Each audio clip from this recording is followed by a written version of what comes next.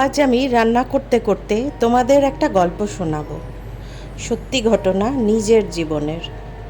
আমরা তখন থাকতাম গারো পাহাড়ের একটা সুন্দর ছোট্ট শহর তুরা।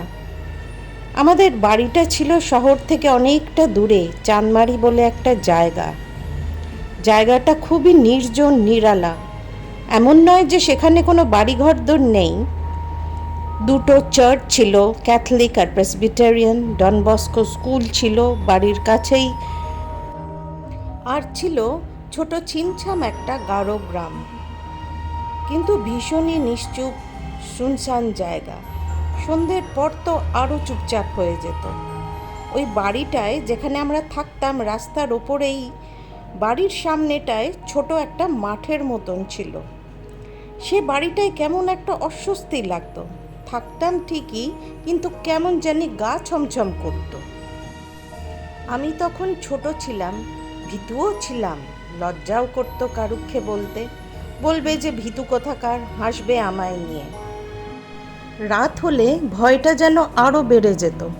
আমি আর দিদি একটা খাটে শুতাম, আর আমাদের যে মাকে সাহায্য করতেন ঘরের কাজে, রান্না বাড়ির কাজে, সনকাদি, তিনি পাশেরই একটা খাটে শুতেন। আর রাত্রিবেলা যখন আমরা ঘর অন্ধকার করে খাটে এসে শুতাম, কিছুক্ষণ পরেই একটা আওয়াজ আসতো। রোজ না হলেও মাঝে মাঝে তো হতোই, ঠিক যেন কেউ মাথার কাছে দাঁড়িয়ে দীর্ঘ নিঃশ্বাস ফেলছে। আমরা অবাক হতাম, ভয়ও পেতাম। আমি দিদিকে জিজ্ঞেস করতাম, তুই করলি দিদি? বলতো না, আমি ভাবলাম তুই।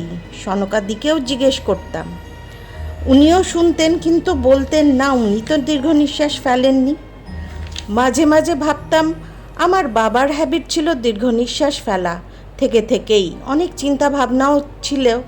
কিন্তু বাবা মা তো অনেকটাই দূরে শুতেন। আমাদের ঘর, তারপর ডাইনিং রুম, তারপর বাবা মায়ের ঘর, আর সব ঘরগুলোই বেশ বড়।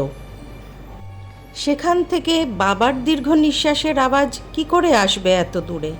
হয়তো রাত্রিবেলা বলে, সব চুপচাপ বলে, কিন্তু এত দূর থেকে। তারপর দরজাও তো ভেজানো থাকতো। আজ অবধিও আমরা বুঝতে পারিনি যে ওই দীর্ঘ নিঃশ্বাস আওয়াজটা কোথার থেকে আসতো।